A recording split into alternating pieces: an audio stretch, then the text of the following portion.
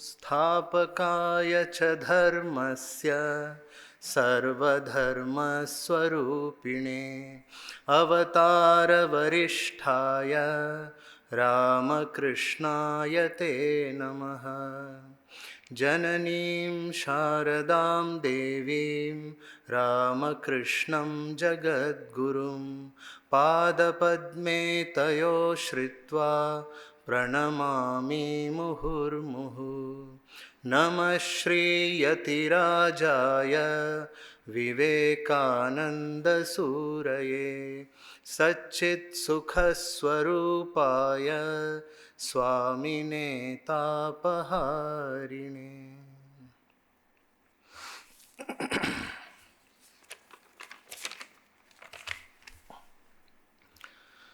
So today our topic of discussion is Dharma and Purushartha. Our Vedas give 4 Purusharthas, or the 4 goals of human life, that every human being has to acquire in this very life. So they are Dharma, Artha, Kama, Moksha. So what exactly is Dharma, that we have to think very deeply. Dharma is usually translated as religion, but it has many other deep meanings which we have to understand. The basic definition given is dharayati iti dharmaha.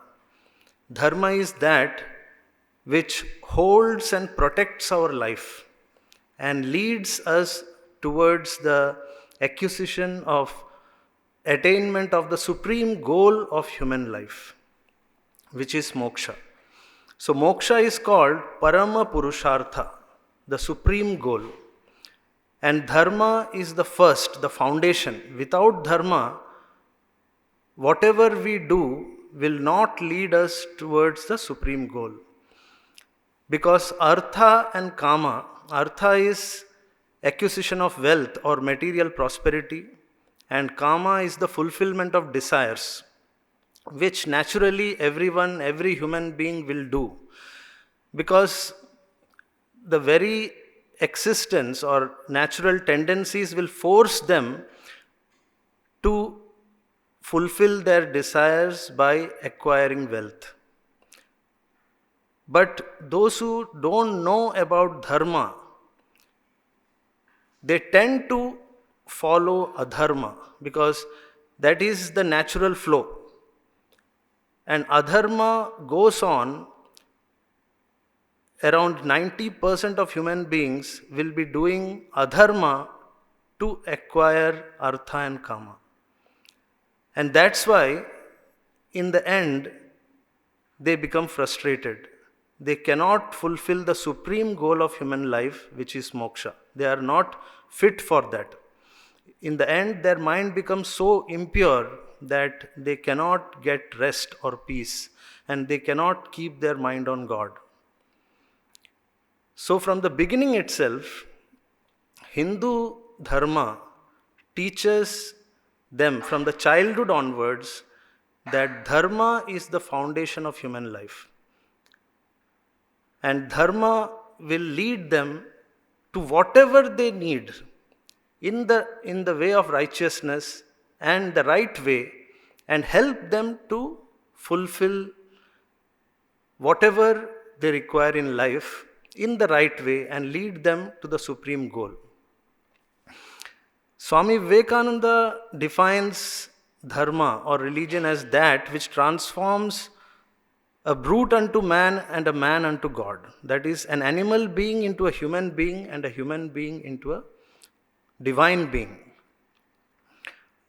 How does this happen? Because by birth, none of us may be having the knowledge of dharma. That has to be acquired. That knowledge has to be acquired. Very few are there who are born perfect or who have divine qualities. But rest, most of us have to acquire that through our shastras and guru. or our elders. Of course, in childhood, we have to learn it from elders. Because the animal tendencies or the natural tendencies of a human being will also be like that of an animal. And as a Shastra says, Ahara nidra bhayamaithunam cha samanyametat pashubhir naranam. Dharmo hi tesham adhiko vishesho dharmena hina pashubhis samana. So, ahara, nidra, bhaya, maithunam cha, samanya metat pashubhir naranam. So, these working for food and the tendency for sleep, fear and reproduction, this is common among animals and human beings. The speciality of a human being, what distinguishes a human being from an animal is dharma. Dharmo hi tesham adhiko vishesho. Dharmena hina pashubhis samana. So this dharma cannot come just by our human tendency, by natural tendency it will not come. It has to be acquired, it has to be learned from the Shastras. Our Shastra is the base. As Gita says, Tasmat Shastram Pramanam Te Karya Karya Vyavasthitau. It is from the Shastras that we learn what we have to do and what we should not do. What is our dharma according to our stage of life and how we have to progress step by step to reach the supreme goal of human life, which is moksha. Because the human life itself is, it is said that we gain a human body after lot of tapasya, after going through so many other lower species. The soul has to pass through so many other lower species to get a human birth. And in the human birth only it is possible to realize God. In all other beings, it is the nature that is functioning. It is the instinct that functions. They are as if programmed. They cannot think independently, which is given only to a human being. And human being has this power, this potential divinity is within, which has to be manifested. As Swamiji says, each soul is potentially divine and the goal is to manifest the divinity by controlling nature, external and internal. So this control of nature, control of body, control of mind is possible only for a human being. It is not possible for any other being, any other species. Hence, Shankaracharya also says, Durlabham trayame vaitat deva anugraha hetukam manushyatvam mumukshutvam mahapurusha samshrayaha. Durlabham trayame vaitat deva anugraha hetukam. These three are extremely rare and it is gained only by the grace of God. First is manushyatvam, to gain a human life and to realize the culture and education to be a true human being. That is manushyatvam, who feels for others, who is not just selfish-minded and having animal tendencies. He feels for others, he helps, he acquires that unselfishness, the compassion for others. That is a true human being. So that manushyatvam he gains. That is the first acquisition. Manushyatvam, then mumukshutvam. Mumukshutvam is gained when one person practices spiritual disciplines as guided by the Guru and attains the control and purification of mind and senses.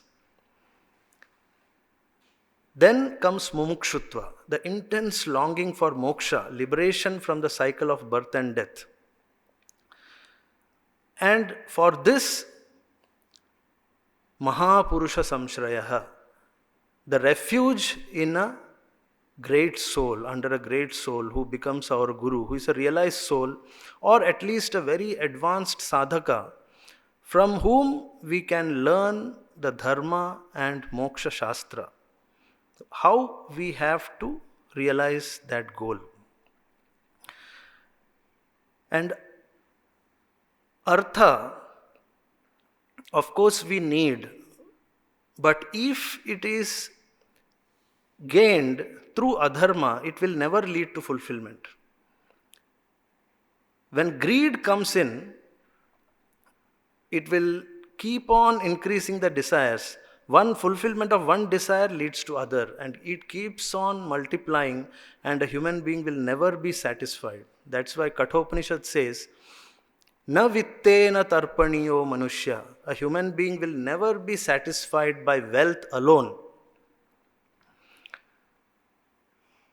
But it is necessary. Wealth is needed for our life. So how to acquire it in a righteous way? Holding on to dharma. So we should never fail in dharma. So what is dharma? We have to understand what our dharma is. And holding on to dharma, when we acquire wealth and fulfill our desires, we are entitled for moksha. Otherwise, desires will keep on multiplying and it will never be possible to fulfill them. In the end of our life, we will remain unsatisfied. As it is said in the Bhagavata, Na jatu kama kaman amupabhoge na shamyati havisha krishna vartmeva bhuya eva bhivardhate. When a person keeps on fulfilling his desires one after the other, it is as if he is pouring ghee into fire. The fire will increase more and more. Because that foundation of dharma is not there. He doesn't know what is the real purpose of his life. When that purpose is known, then he will keep his acquisition of wealth and fulfilling of desires to the minimum, what is necessary to lead the basic life. And most important will be dharma. And Bhagavan says in the Gita, Dharma aviruddha bhuteshu kamosmi bharatarshabha. I am that kama which is not opposed to dharma. So Bhagavan is giving the right to the fulfillment of desires holding on to dharma. Dharma aviruddha bhuteshu kamosmi bharatarshabha. So when you fulfill your kama holding on to dharma, then it leads to fulfillment. It will be fulfilled and the mind will attain peace. Hence, our Shastras gives this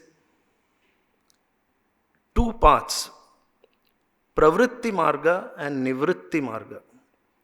So pravritti marga is realizing moksha, passing through artha, fulfilling artha and kama through dharma, and finally reaching the goal of human life.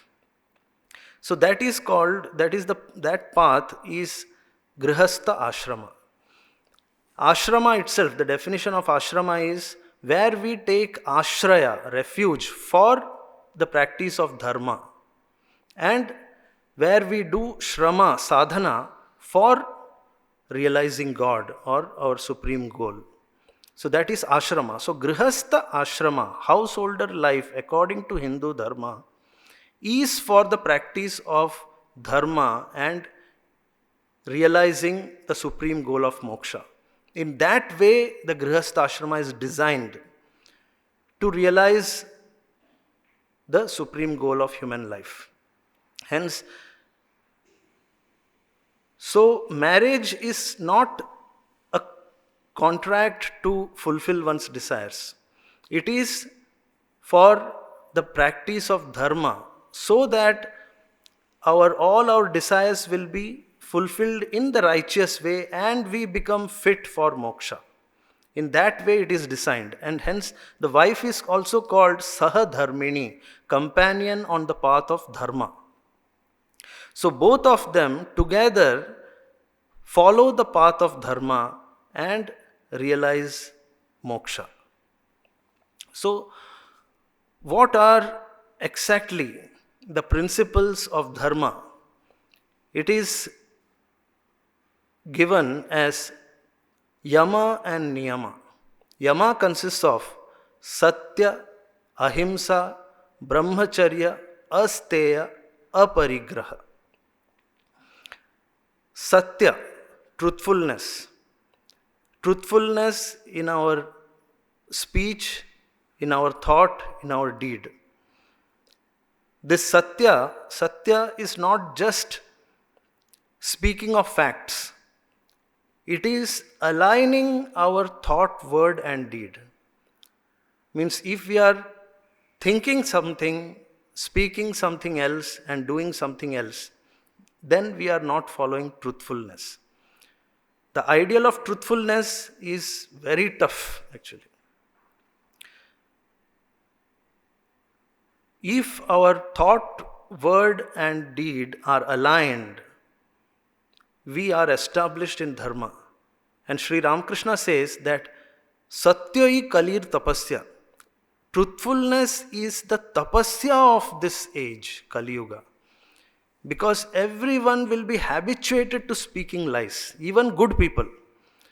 Just to hide something, or they will always be telling lies which they think it is their cleverness or smartness by which they can fool people or they can hide something and get their things done. They may be gaining something on the worldly level, but their mind is becoming more and more impure. And ultimately, they lose the path of dharma. So we have to be very careful about what we are speaking. If we cannot speak the truth, it is better to keep silent than to tell something else. So holding on to truthfulness, that is the first foundation, first step of dharma. Satya Vachana. Even Tulsidas says, Satya Vachana Adhinata Parastri Matri Saman Aise Hari na mile to Tulsi Jhoot Jaban. Satya Vachan, these three principles he is telling. Satya Vachan, truthfulness in your speech. Adhinata, surrender to God. And Parastri Matri Saman, looking upon women as other than one's wife, as mothers. Parastri Matri Saman. Aise Hari na mile, if you cannot realize God in this way, Tulsi Jhoot Jaban, Tulsi is a liar, he's telling. So these three principles he's telling. And Sri Ramakrishna goes even further. He looked upon his own wife as mother. But of course that is after realization. When Holy Mother Shri Sharda Devi asked him, how do you look at me? He said, the mother who gave birth to me and the mother, divine mother whom I am worshipping in the temple and you who are serving me are one. I am seeing that it is the same divine mother who have manifested as these three. And it is just a statement as is given in our Shastras, like Devi Mahatmyam from the Markandeya Purana says, Divine Mother herself has become all women in this world. Striya samasta sakala jagatsu. So a spiritual aspirant has to train the mind to look upon all women as the manifestation of the Divine Mother. So that is the first step to purify one's mind. And practice of brahmacharya. So Yama consists of Satya, Ahimsa, Brahmacharya. So Ahimsa is, of course, not harming anybody by our thought, word and deed. Because it is the same divine who is present in every human being or even in animals, plants, every being. So when we are harming anyone by our thought, word or deed, we are sending a negative impulse in that cosmic being of which we ourselves are a part. And it is going to come back to us, bound to come back to us with much more intensity that we don't realize. But if we have harmed anybody, that harm will come back to us in some time or the other. So that's why our Shastra says that whatever we are suffering in this life, what our prarabdha is, that depends on. Prarabdha is not just our suffering, it is of course the good experiences also. Good and bad experiences of this life is based on our karma in our past lives. So whatever punya we have done, that gives us good experiences in this life, and whatever papa we have done based on adharma, that will give us bad experiences in this life. So it is based on our past. So right now in this life, whatever punya we are doing based on dharma, it will give us good experiences in our future. So hence we have to hold on to dharma. So satya, ahimsa, brahmacharya. Brahmacharya basically means moving towards God. Brahma is God and chara is moving towards God. So to move towards God, we have to get rid of our body consciousness, dehatma buddhi. Because all of us know that within few years we have to give up this body. This body will fall. Suppose we have seen any of our elders die, or we have seen them in their dead body, whom we were calling our own. But now we are going to burn that body. So the person whom we were calling our own, where has he gone? So what was his real nature? It is not this body, because body will be burned to ashes. But that consciousness which was there in that person, the Chaitanya, that is the real person. And we are also, that is our nature also. Our nature is also that Shuddha Chaitanyam. This we have to realize. And as we realize this, we get established in chastity. Because even the jati bheda, Stri jati or Purusha jati, exists only in the body. It is not in the soul. The same soul that is taking up a male or female body in this life can take another body in next life, based on its desires and tendencies. So, the practice of brahmacharya, first of all, that's why in Grihastha ashrama, first step is to be faithful to one's spouse. As we are faithful to the Grihastha ashrama, to the dharma of a Grihastha, our mind gets purified.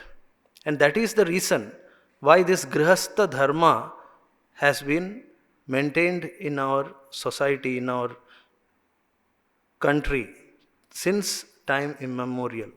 Our Vedas say that Grihastha ashrama is the center of our society. It is Grihastha who is protecting the Brahmacharya ashrama, the student life, the Vanaprastha ashrama, the retired life, and the Sannyasa ashrama, the mendicant's life. It is the Grihastha who is protecting all these three stages of human life. So Grihastha ashrama is the central of the ashrama dharma. So Satya, Ahimsa, Brahmacharya, Asteya, non-stealing.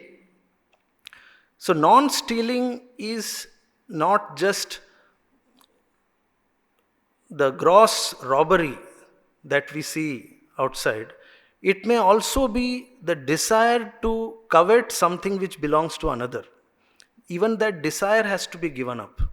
And sometimes without asking somebody, we are taking something which belongs to them, that even for some time, that may also amount to stealing.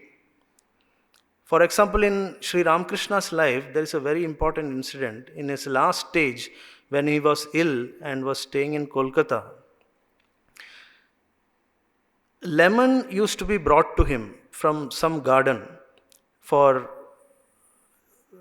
because he was able to take only fluid, so lemon juice was very good during that time in summer. So once what happened, he was unable to drink that. He said no. Then they inquired and they understood that that particular day that garden was sold. So now drinking that lemon, when the lemon was brought, it amounted to stealing. And because his mind is continuously established in dharma, it could, even without telling or knowing, he could understand that this lemon juice has come from adharma. That was his, of course, by divine vision, he could understand that. But for us, we have to be very careful that whatever we are taking from the world, we deserve that or not. Then it is, if we are deserving that, then it is our dharma. It is coming to us according to our dharma. And if it is not, if we have not worked for it, somebody else has worked for it, then if we are taking something from anybody, we have to pay back for that. That same thing comes in next, asteya aparigraha, means not taking anything even as gift. If as a free gift, anything comes to us free, we have to remember that nothing is free in this world. If anything is, somebody is giving us something, their karma is involved in that. And if we are taking it without giving anything in return, then we will have to bear that karma. In future, it may come in the form of some disease, some suffering, something or the other may come if we have not earned it or we do not deserve it. That is why this dharma is very subtle. How our actions, which are not based on dharma, can make our mind impure. It is these things we are not careful. Even good people, those who don't know these principles, they may be doing so many things which is adharmic, and that is leading to the impurity of their mind, and their sadhana, what they are doing, spiritual practices also will not be fructified if their life is not based on dharma. So dharma is the foundation. So Yama is these 5: Satya, Ahimsa, Brahmacharya, Asteya, Aparigraha. Then Niyama. Niyama consists of Shaucha, Santosha, Tapas, Swadhyaya and Ishvara Pranidhana. Shaucha is cleanliness of body, our house, our surroundings, and of course, taking Shuddha Ahara also. Whatever we are taking as food, that also should be clean, that also should be pure. Pure food is of course very subtle thing to understand. Because food, even if it is clean and if it is cooked by an impure person whose mind is impure, that food is considered impure. Because the thought vibrations makes the food impure. So we have to be careful from where we are eating our food, who is preparing that food. Hence, for a spiritual aspirant, the best food is what we ourselves prepare. At our home, the food that we prepare, we have to do it chanting the name of God. If we are preparing the food, taking the name of God, remembering God, and offering it mentally at least to God, then that food is considered to be absolutely pure. As a prasada, we are taking that food. so that food will not make our mind impure. So this is also a part of shaucha, cleanliness in all our activities and in our food, our ahara, and even what we are taking through other senses, what we are seeing, hearing.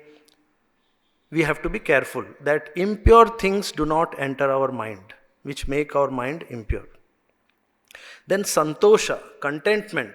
Whatever we have gained in this life, at a particular stage, if we are contented with that, that is the greatest acquisition. Santoshaha paramo labhaha. Contentment is the greatest gain.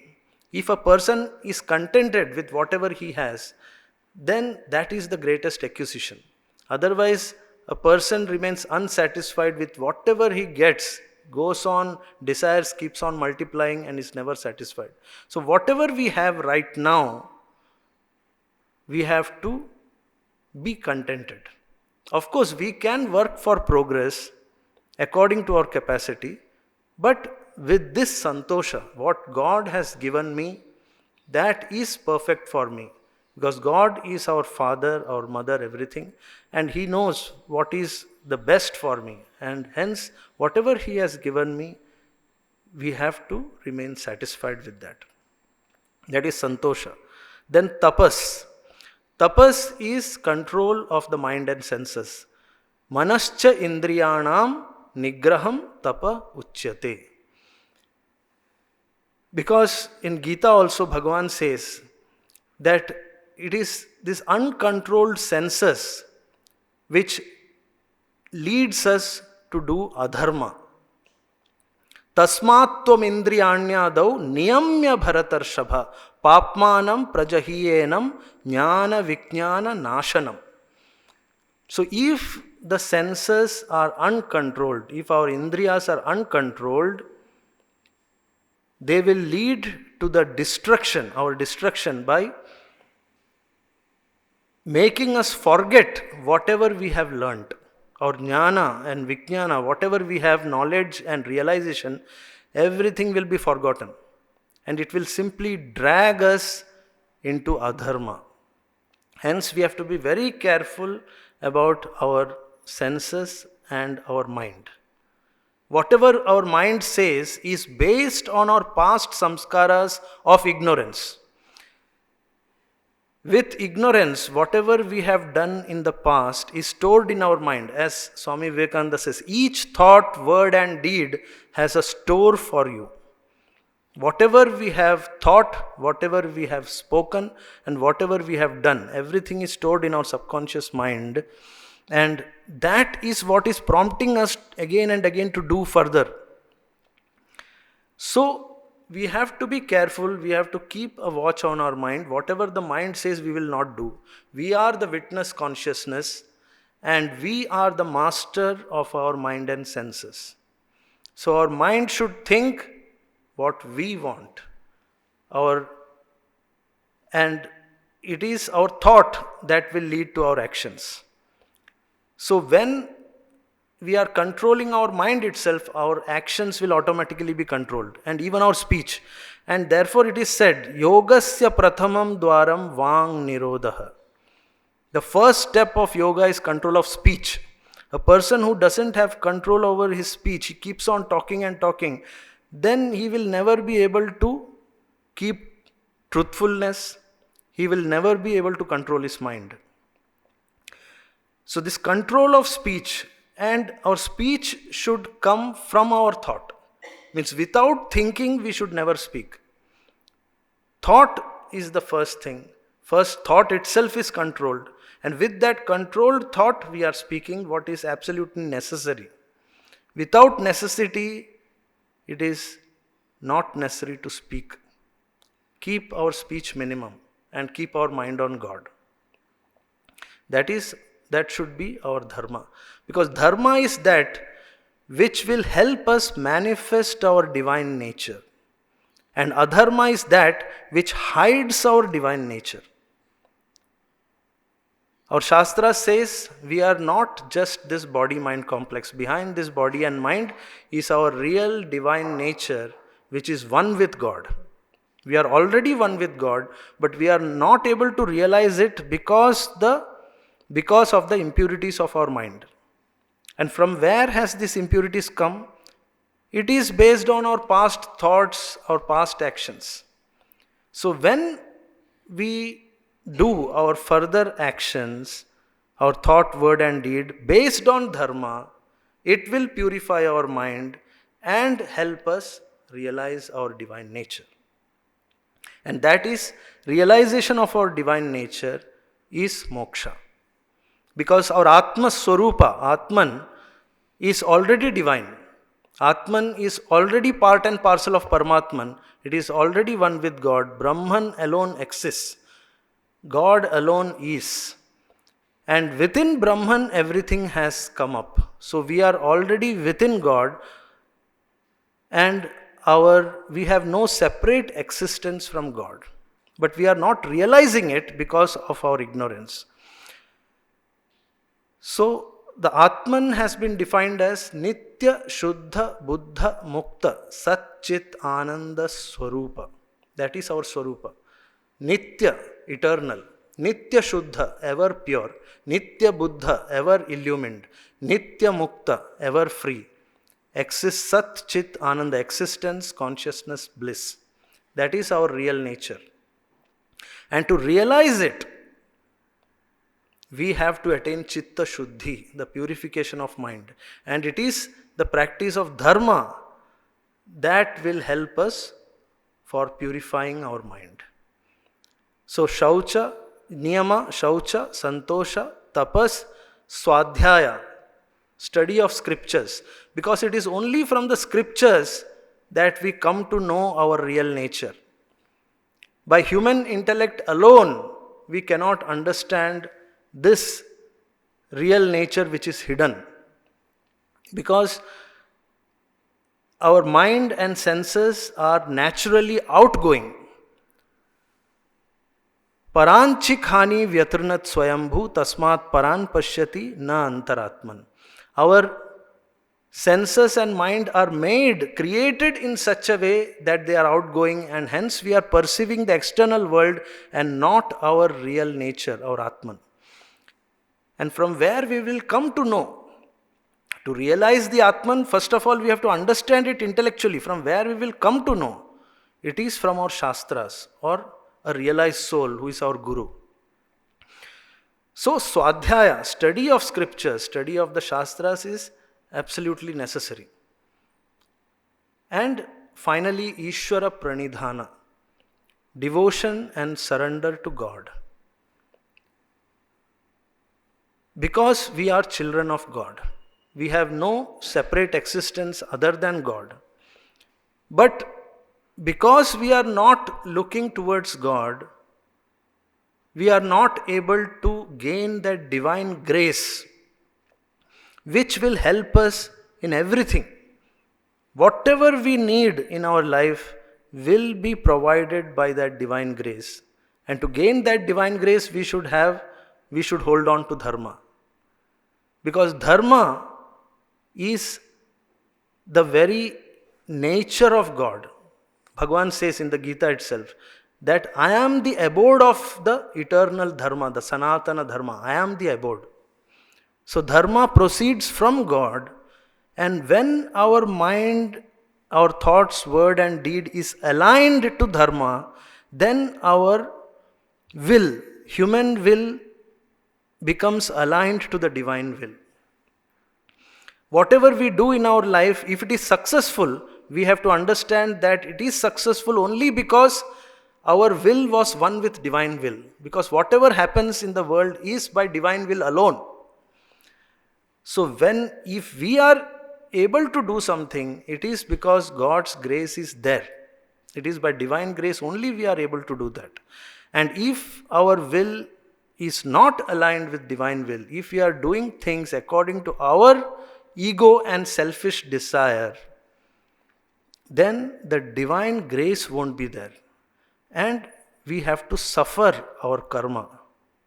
That is why all this suffering, bondage and suffering comes because of our ego and selfish desires. So surrender to God actually means surrender of our ego to God. And we are looking towards God, who is our own Father, our own Mother, eternal Father and Mother. As Bhagavan says, Samoham sarva bhuteshu name dveshosti na priyaha ye bhajanti tu mam bhaktya mai te teshu chapyaham. Samoham sarva bhuteshu, all beings are equal to me. Name dveshosti na priyaha. It is not that I like somebody and dislike somebody. But ye bhajanti tu mam bhaktya. One who worship me with devotion, who is devoted to me, they realize mai te teshu chapyaham. I am theirs and they belong to me. So since we are not looking towards God, we have forgotten our real nature and the supreme divine nature, and we suffer in this world. Just by surrendering our ego to God, we gain that spiritual heritage which is already ours. We are already divine. We are already the children of God. Hence in the Upanishad, the Rishi is telling, he is calling everyone as Amritasya Putraha, the children of immortality. We are already the children of the divine. We only have to gain that knowledge. This covering, the ignorance, covering of ignorance has to be removed, and for that we have to practice, establish our life in Dharma on this Satya, Ahimsa, Brahmacharya, Asteya, Aparigraha, Shaucha, Santosha, Tapas, Swadhyaya, Ishvara, Pranidhana. These principles, if we are holding on in our life, then our life is protected from all fronts. This is like a fort. Sri Ramakrishna says, a householder's life, Grihastha ashrama, is a fort from which you are protected from all the evils of the world, and you are practicing your sadhana to realize moksha. What is moksha? Moksha is liberation from the cycle of samsara, birth-death cycle. Just as our past karma, the karma of our past life becomes the prarabdha of this life, whatever we have done in this life with our ego and selfishness becomes our prarabdha of next life, that is leading us to the next life, because our desires are unfulfilled.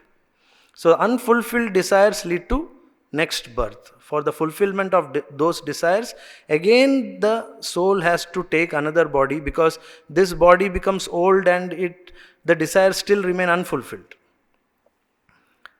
So when a person is following dharma and acquiring artha and kama, all his desires will be fulfilled, and he becomes fit for moksha.